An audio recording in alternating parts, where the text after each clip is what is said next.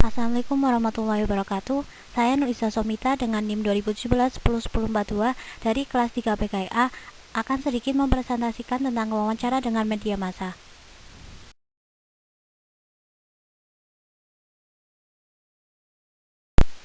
Yang pertama yaitu pengertian. Apa itu wawancara? Wawancara adalah tanya jawab dengan seseorang untuk mendapatkan keterangan atau pendapatnya tentang suatu hal atau masalah.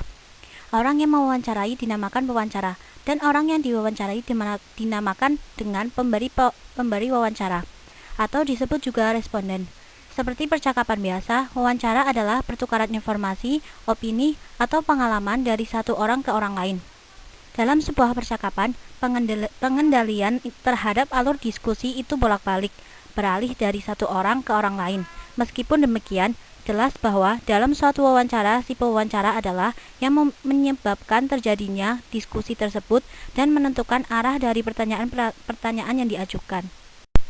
Kemudian tujuan wawancara. Tujuan seseorang pewawancara melakukan wawancara adalah mengumpulkan informasi yang lengkap, akurat, dan fair.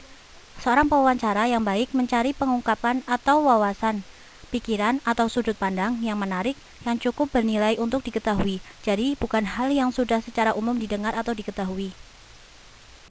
Kemudian tips wawancara. Beberapa tips sederhana diantaranya yaitu yang pertama, mengenalkan diri sebelum wawancara dimulai. Yang kedua, menjelaskan secara singkat dan sederhana penelitian yang sedang dilakukan. Yang ketiga, menjelaskan alasan wawancara dan kenapa penting bagi responden. Yang keempat, sebutkan estimasi waktu wawancara. Kemudian, pastikan menjelaskan aspek etika dari wawancara. Dan kemudian yang terakhir, pastikan wawancara berjalan sesuai waktu yang direncanakan dengan memperhatikan pertanyaan yang perlu dijawab. Cara untuk melakukan wawancara.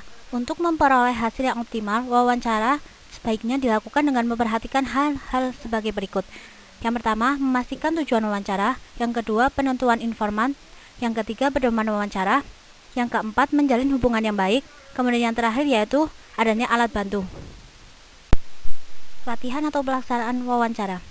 Yang pertama, memastikan responden memahami pertanyaan wawancara. Yang kedua, memastikan wawancara berjalan baik. Dan yang terakhir, membuat responden terlibat dalam wawancara.